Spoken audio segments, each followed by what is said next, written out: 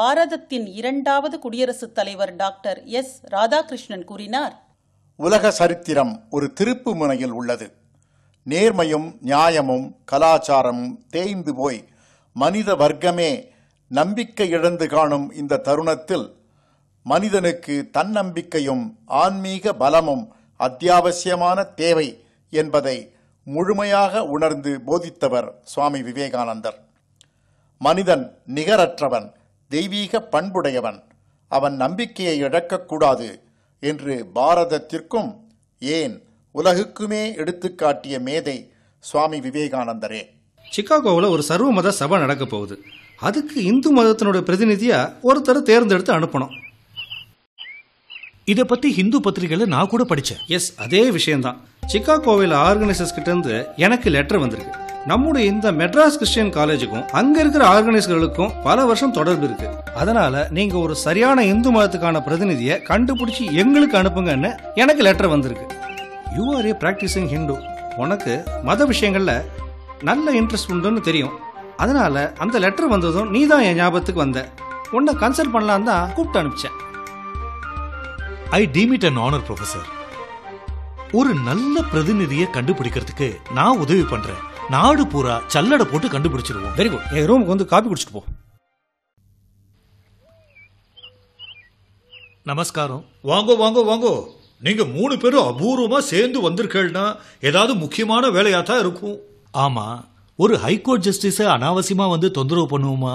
முக்கியமான வேலையா தான் வந்திருக்கோம். முதலியார்வாள், உங்க கிறிஸ்டியன் காலேஜ் எப்படி நடந்துட்டு இருக்கு? எல்லாம் ரொம்ப நல்லா நடக்குது sir. I have become head of the department of science. Hearty congratulations. College விஷயமா தான் வந்திருக்கல? இல்லைண்ணா, உங்ககிட்ட ஒரு முக்கியமான விஷயத்தை பற்றி கன்சல்ட் பண்ணலான்னு வந்திருக்கோம். கொஞ்ச நாளைக்கு முன்னாடி ஹிந்து பத்திரிகையில் ஒரு அட்வர்டைஸ்மெண்ட் வந்தது பார்த்தீங்களா? கூடவே ஒரு செய்தியும் வந்தது. பல அட்வர்டைஸ்மெண்ட் வருது.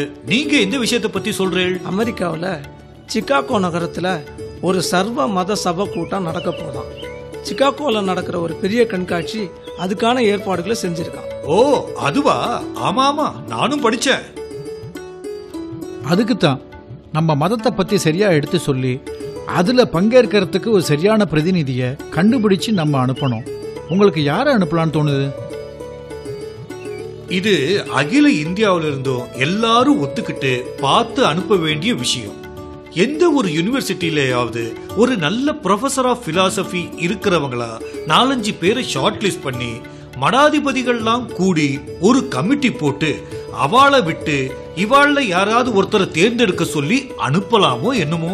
நம்ம மதத்துல சைவர்கள், வைஷ்ணவர்கள், சக்தி உபாசனை பண்றவங்க, இப்படி பல கிளைகள் இருக்கு. பலமொழி பிரதேசங்கள்லயும் வேற வேற மகான்கள் இருக்காங்க. இதுல ஒரு கான்சென்சஸ் கொண்டு வந்து இவங்க எல்லாரையும் கன்சல்ட் பண்ணி நீங்க சொல்ற மாதிரி கமிட்டி போட்டு தீர்மானம் பண்றதுன்னா அதுக்குள்ள சிகாகோ சபையே முடிஞ்சு போயிடும். மன்னிச்சுக்கணும், எனக்கு என்னவோ இது பிராக்டிக்கலா தோணல. ஜட்ஜ் ஐயர்வாளும் நீங்க 2 பேரும் ரொம்ப எக்ஸ்பீரியன்ஸ் உள்ளவா. நான் சொல்றேன்னு தப்பா எடுத்துக்க கூடாது. மெட்ராஸ் கிறிஸ்டியன் காலேஜில் பிரின்சிபலுக்கு அந்த சர்வ மத சபையிலிருந்து லெட்டர் வந்திருக்கு. அவரையே 4 பேரை கன்சல்ட் பண்ணி ஹிந்து மதத்துக்கான சரியான பிரதிநிதியை சூஸ் பண்ணி அனுப்புங்கன்னு சொல்லியிருக்கா. அவர் அந்த பொறுப்பை எங்கிட்ட கொடுத்திருக்கார். அதனாலதான் நான் 4 பெரியவாளை சந்திச்சு அதை பத்தி பேசலாம்னு ஆரம்பிச்சேன். அப்படின்னா நாம தான் யாரையாவது அனுப்பணும். நீங்க 3 பேரும் ஏதாவது திங்க் பண்ணிட்டு வந்திருப்பீங்களே, நீங்க யாரையாவது யோசனை பண்ணிருக்கல? அதுதான் சாதாரண மனுஷங்களுக்கும் ஜட்ஜுக்கும் வித்தியாசம். அதான் நேரா சப்ஜெக்டுக்கு வந்துட்டீங்க. என் மனசுல இருக்கிறத நான் சொன்னேன். இவங்க 2 பேரும் அதுக்கு ஒத்துக்கிட்டாங்க. சொல்லுங்க ஐயங்கார்வாள், நீங்களே சொல்லுங்க. சர்வ மத சபை கூட்டத்துக்கு போறவங்க நல்ல இங்கிலீஷ் பேச தெரிஞ்சவங்களா இருக்கணும். 4 பேர் கூட பழகக்கூடியவங்களா இருக்கணும். சொசைட்டில ஒரு நல்ல ஸ்டேட்டஸ் உள்ளவங்களா இருக்கணும்.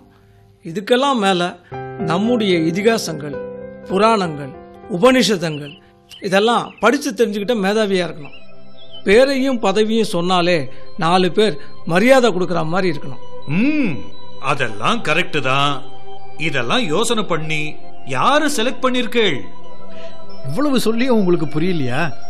நீங்க தான் நம்ம மதத்தோட பிரதிநிதியா அமெரிக்கா போகணும். நாங்க எல்லாரும் விருப்பப்படுறோம். நீங்க எல்லாரும் சேர்ந்து சொல்றது எனக்கு ஒரு வகையில திருப்தி கொடுத்தாலும் என்னால இத கொஞ்சம் கூட ஏத்துக்க முடியாது. ஒரு ஹிந்துவா இருந்துட்டு பிரிட்டிஷ் இந்தியாவுல ஒரு ஹைகோர்ட் ஜட்ஜ் பதவியில இருக்கிற உங்களுக்கு கிடைக்கிற ஒரு மரியாதை வேற ஒரு ப்ரொஃபஸருக்கு கிடைக்குமா? உங்க பதவிக்கு இருக்கக்கூடிய பெருமைக்காக மட்டும் நாங்க இதை சொல்லல. வேற சில இந்து ஜட்ஜுங்களும் இருக்காங்க. ஆனா அவங்களுக்கு நம்ம மதத்தை பத்தி என்ன தெரியும்? நீங்க பகவத்கீதையை வரி வரியா எடுத்து சொல்லிடுவீங்களே. தூக்கத்துல எழுப்பி கேட்டா கூட உங்களுக்கு நம்ம மதத்தை பத்தி சொல்ல தெரியுமே. நீங்க இதெல்லாம் சொன்னாலும் என் மனசு இடம் கொடுக்காது. நான் ஒரு வைதீக பரம்பரையிலிருந்து வந்தவங்கிறது உங்க எல்லாருக்கும் ஞாபகம் இருக்கும். கப்பல் ஏறி கடல் கடந்து வெளிநாட்டுக்கு போயிட்டா நான் திரும்பி வந்ததும் என்ன ஜாதி பிரஷ்டம் பண்ணிடுவா. என்னோட குடும்பம், நண்பர்கள், உறவினர்கள் எல்லாரையும் விரோதம் பண்ணிட்டு தான் இந்த காரியத்திலேயே நான் இறங்க முடியும். அது சாத்தியம் இல்லை. நீங்க ரொம்ப பெரியவா, நான் சொல்றேன்னு தப்பா எடுத்துக்க கூடாது. உங்க மனசுக்கு சரின்னு பட்டுதுன்னா நீங்க அக்ரி பண்ணிக்கோங்க. After all your justice. மத்தவா என்ன சொல்லுவான்னு நீங்க பயப்படலாமா? அழகே சிங்க பெருமாள், நம்முடைய பாரம்பரியம் என்ன சொல்றதோ அதுதான் என்னுடைய தர்மம். அதை மீறி செயல்படுறதுக்கு என் மனசு இடம் கொடுக்கல. அதனால அதோட விட்டுருவோம். நீங்களாம் எவ்வளவோ யோசிச்சிருப்பீள். அதுல என் பேர் மட்டும்தான் தோணித்தா? வேற யார் பேருமே தோணலையா? சொல்லுங்க, நானும் சேர்ந்து என்னோட அபிப்பிராயத்தை உங்களுக்கு சொல்றேன். 2-3 பேர் தோணித்து.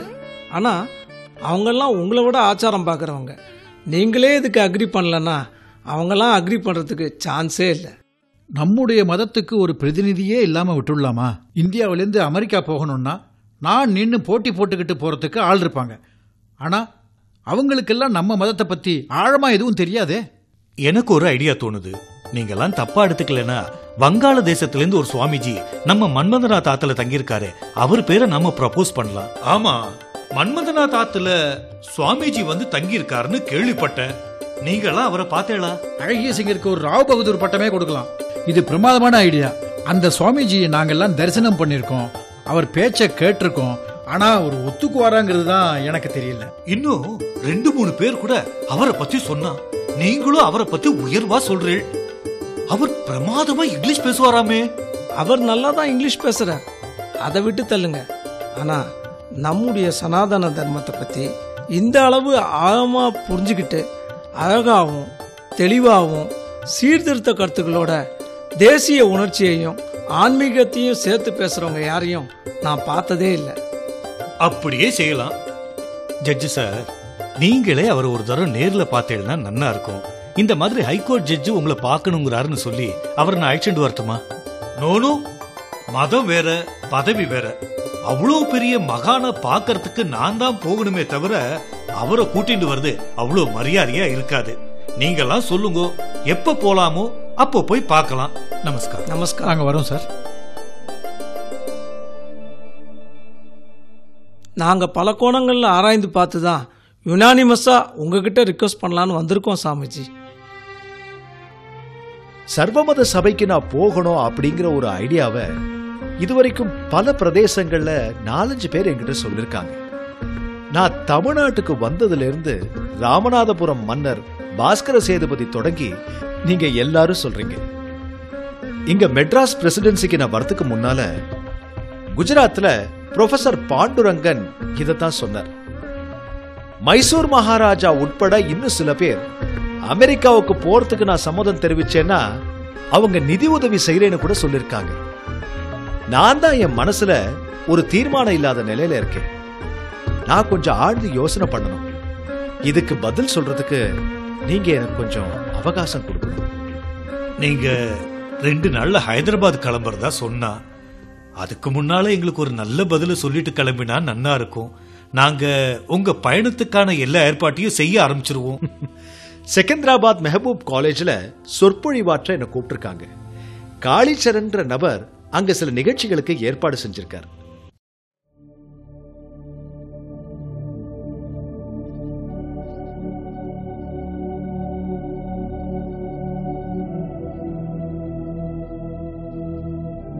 நான் அமெரிக்காவுக்கு போகணுமா வேண்டாமா? ஐரோப்பிய நாடுகளும் அமெரிக்காவும் இன்னைக்கு உலகத்திலேயே செல்வ செழிப்பு நிறைஞ்ச நாடுகளா இருக்கிற நிலைமையில ரொம்ப ஏழ்மையில இருக்கிற இந்திய மக்களுக்கு நான் போறதுனால ஏதாவது லாபம் உண்டா?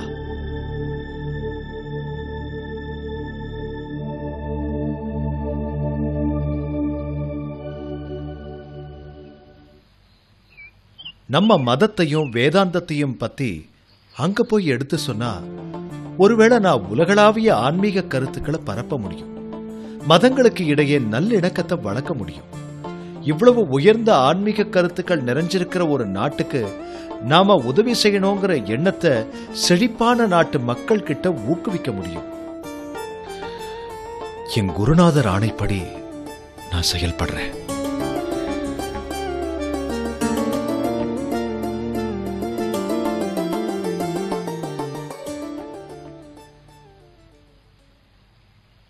இந்த மாதிரி எண்ணங்களால தான் நான் அமெரிக்காவுக்கு போக தயாரா இருக்கேனா, இல்ல ஒருவேளை வெளிநாட்டுக்கு போனா பேரும் புகழும் வாங்கி அதனால மக்கள் என்னை இன்னும் அதிகமா மதிப்பாங்க அப்படிங்கிற சுயநலமான காரணத்தை பொது நலோன்னு நினைச்சு என்ன நானே ஏமாத்திக்கிறேனா?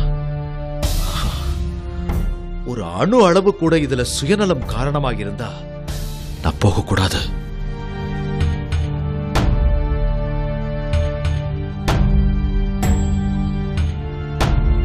ஆனா போக வேண்டியது என்னுடைய கடமைங்கிறது என் குருநாதர் கட்டளையா இருந்தா நான் அந்த கடமையிலிருந்து விலகக்கூடாது.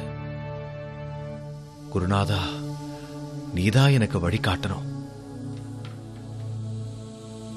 இத நான் தீர்மானம் பண்றதை விட சாரதா மாதாவோட கட்டளை என்னன்னு கேட்டு தீர்மானிக்கிறது தான் நல்லது.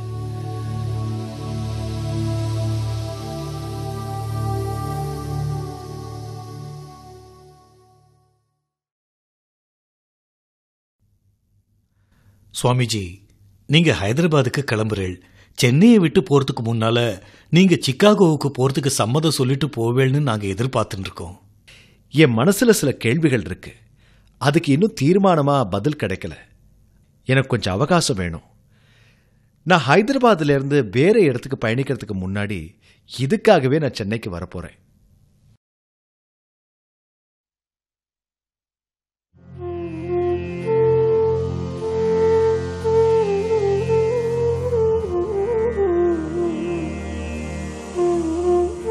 சுவாமிஜி, நீங்க இங்க ஹைதராபாத்ல குறுகிய காலத்துல நிறைய பேரை சந்திச்சிருக்கீங்க. அதனால நீங்க இப்ப சந்திக்க போறவரை பத்தி ஒரு வார்த்தை அறிமுகம் பண்ணிடுறேன். சொல்லுங்க கலிச்சரன். நவாப் பகதூர் சர் குர்ஷித் ஜா, நிஜாமுடைய மைத்துனர். இஸ்லாமிய தத்துவங்கள்ல ஒரு பெரிய மேதை, நிஜாமுக்கு ரொம்ப நெருக்கமானவர். பிரிட்டிஷ் அரசால சர்பட்டம் கொடுக்கப்பட்டவர். அவர் முக்கியமா உங்களை சந்திக்கிறதுக்கு காரணமே மத சம்பந்தப்பட்ட விஷயங்கள்ல பரந்த மனப்பான்மை உள்ளவர். சலாம் அலைக்கும். நமஸ்காரம். வலைக்கும் அஸ்ஸலாம். நீங்க காலேஜில் பேசினதை கேட்டு என் நண்பர்கள்லாம் அசந்து போயிட்டாங்க. நான் உங்களை அவசியம் சந்திக்கணும்னு எல்லாரும் சொன்னாங்க. நானே உங்களை நேரில் வந்து பார்த்துருக்க முடியும். இருந்தாலும் உங்களை அரண்மனைக்கே கூட்டிகிட்டு வந்து மரியாதை செய்யணுங்கிறதுக்காக தான் உங்களை கூட்டிகிட்டு வர சொன்னேன். நாம சந்திக்கணுங்கிறது ஆண்டவன் கட்டளையா இருந்தா எப்படியும் சந்திப்போம். எங்க சந்திக்கிறோங்கிறது முக்கியம் இல்லை. நீங்க குரானை பத்தி எடுத்து சொல்றதுல பெரிய மேதேன்னு கேள்விப்பட்டேன். அதனால உங்களை சந்திச்சதுல எனக்கும் ரொம்ப சந்தோஷம். உட்காருங்க. பல பேர் குரானை தப்பா புரிஞ்சுக்கிட்டு மற்ற மதங்களோட நல்லிணக்கம் வளராத அளவுக்கு துஷ்பிரச்சாரம் செய்கிறாங்க. அதுக்கு சில மத தலைவர்களும் ஒரு காரணம். எந்த மத கொள்கைகளையும் உண்மையிலேயே புரிஞ்சுக்கிட்டவங்க மற்ற மதங்கள் மேல துவேஷத்தை வளர்க்க மாட்டாங்க. மத தலைவர்களும் ஒரு காரணம்னு சொல்றீங்க. நான் அவங்களே முக்கிய காரணம்னு சொல்லுவேன். குரான்ல சொல்லியிருக்கு, இஸ்லாமியர்கள் தொழுகை நடத்தக்கூடிய மசூதி ஒரு ஊரில் இல்லாமல் அந்த ஊருக்கு ஒரு முஸ்லிம் சென்றால் அங்கே எந்த மதத்தினுடைய கோவிலோ வழிபாட்டு கூடம் இருக்கிறதோ அங்கு சென்று பிரார்த்தனை செய்யலாம். நீ எந்த கடவுளை பிரார்த்தனை செய்கிறாயோ அவரையே அவர்களும் வேறு பெயரில் பிரார்த்தனை செய்கிறார்கள் என்பதை நினைவில் கொள். அவர்கள் உன்னை பிரார்த்தனை கூடத்துக்குள் அனுமதித்தால் மட்டுமே நீ உள்ளே சென்று பிரார்த்தனை செய். ரொம்ப அழகான வரிகள், சிறந்த தத்துவம். இதை வெறும் படிக்கிற தத்துவமா மட்டும் ஏத்துக்கலனா, என் வாழ்நாள்ல பல இந்து யாத்திரை ஸ்தலங்களுக்கு போயிருக்கேன். கங்கையில குளிச்சிருக்கேன். எங்க என்ன உள்ள அனுமதிச்சாங்களோ அந்த கோவில்ல போய் பிரார்த்தனை பண்ணிருக்கேன். அதுக்காக எல்லா மத கோட்பாடுகளையும் எல்லாரும் ஏத்துக்கணும்னு அவசியம் இல்லையே. பகவத்கீதையில நீ தூய்மையான மனசோட உண்மையா என்ன நாடி வந்தா நீ எந்த பாதையில வந்தாலும் என்ன வந்து அடைவாய் அப்படின்னு கிருஷ்ண பரமாத்மா சொல்லிருக்கார். அதனால உன் வழி தப்பு, ஏன் வழிதான் கரெக்ட்னு யாராலையும் சொல்ல முடியாது. ஆண்டவங்கிட்ட நம்பிக்கையோட நாம ஒவ்வொருவரும் தத்தமது வழியில அந்த பரபிரமத்தை தரிசிக்கணும்னு முயற்சி செஞ்சா அதுக்கு நிச்சயமா பலன் உண்டு. தூய்மையான இதயத்தோட ஆண்டவனை அணுகணுங்கிறது தான் ரொம்ப முக்கியம். நீங்க சொல்றது ரொம்ப நியாயமான வாதம். உங்களை சந்திச்சது ரொம்ப பெருமையா இருக்கு. ஆமா, நீங்க அமெரிக்காவில் நடக்க போற சர்வமத சபையில ஹிந்து மதத்தோட பிரதிநிதியா போக போறீங்கன்னு கேள்விப்பட்டேன். அது இன்னும் தீர்மானமாகல. அப்படி ஒரு எண்ணத்தை பல பேர் என்கிட்ட சொல்லிருக்காங்க. நான் தான் இன்னும் முடிவு பண்ணல. நல்ல விஷயங்களை ரொம்ப தள்ளிப்படாதீங்க சுவாமிஜி. உங்க மேன்மையான ஹிந்து மத கொள்கைகளை எடுத்து சொல்றதுக்கு நீங்களே ரொம்ப தகுதியானவர்னு எனக்கு தோணுது. உங்களோட பக்தர்களும் நண்பர்களும் சொல்றதை கேட்டு அமெரிக்காவுக்கு போறதா இருந்தா அதுக்கான செலவுல ஒரு சிறு பங்கை நானும் கொடுக்கணும்னு நினைக்கிறேன். அதை நீங்க கண்டிப்பா ஏத்துக்கணும். உங்களோட பரந்த மனப்பான்மைய நான் உண்மையாவே பாராட்டுறேன். சர்வமத சபைக்கு போகணும்னு நான் தீர்மானிச்சா அதை கண்டிப்பா உங்ககிட்ட சொல்றேன்.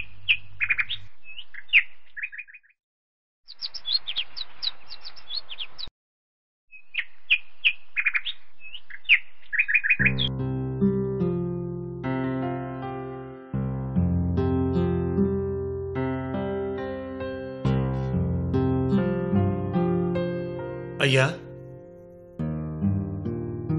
என் பேர் காளிச்சரன்.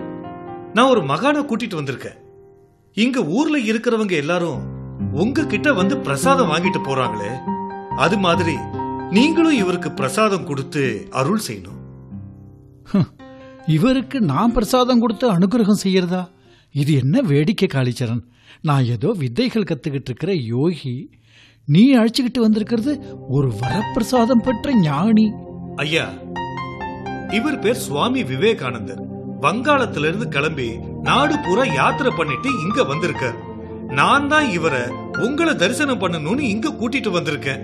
நீங்க கையசைச்சா பிரசாதம் வருமே, அந்த மாதிரி இவருக்கு ஏதாவது வரவழைச்சு கொடுங்களேன். நீ சொல்றதுனால நான் அவருக்கு வித்தை காட்டுறேன். சுவாமிஜி, நான் 2 நாளா ரொம்ப ஜுரத்துல படுத்திருக்கேன். நீங்க காளி மாதாவோட அருள் பெற்றவர். உங்க ஸ்பரிசம் பட்டா எனக்கு ஜுரம் குணமாயிடும். அதுக்கப்புறம் பிரசாதம் வரவழைச்சு தரேன். நீங்க அப்படி நினைச்சா உங்க மனசே உங்களை குணப்படுத்தும்.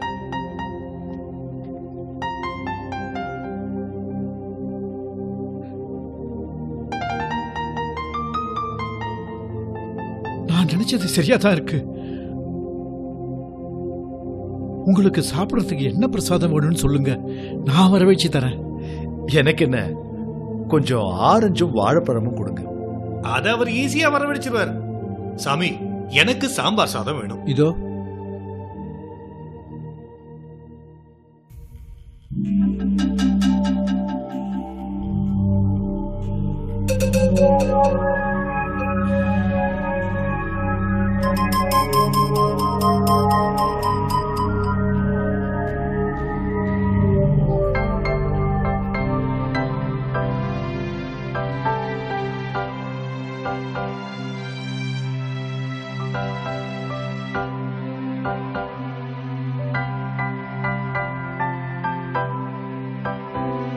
இதை எப்படி வர வச்சீங்கன்னு நான் தெரிஞ்சுக்கலாமா? நீங்க ரொம்ப உயர்ந்த நிலையே அடைஞ்சவங்க. உங்ககிட்ட போய் இந்த சாதாரண சித்து விளையாட்டுகளை பத்தி பேசுறதே தப்பு. உங்க தரிசனத்துக்காக வாய்ப்பு கிடைச்சதுக்காக இந்த பழங்களை எல்லாம் ஒரு காணிக்கையா கொடுத்தேன்னு வச்சுக்கோங்க.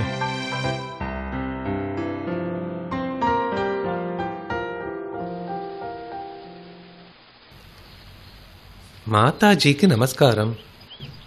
சசி, உன்னை பார்த்து 1 மாசம் இருக்குமே, சௌக்கியமா இருக்கியா?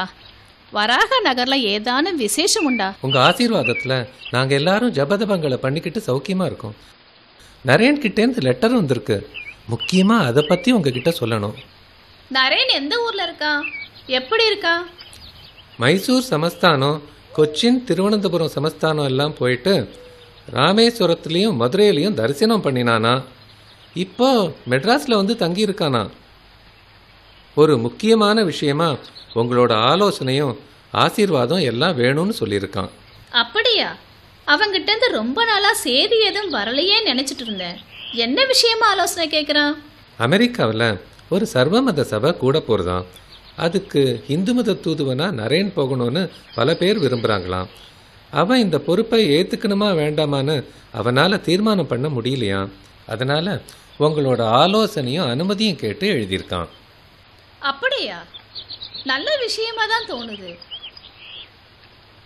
கொஞ்ச நேரத்தில் பதில் சொல்கிறேன்.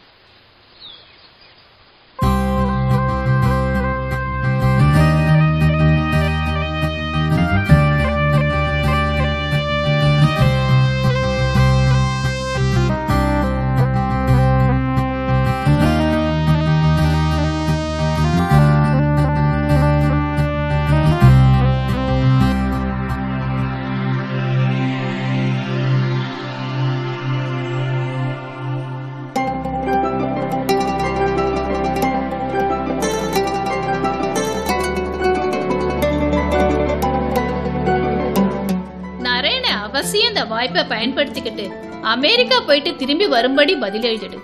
அவன் மகத்தான வெற்றி பெற குரு மகாராஜ் அருள் புரிவார்.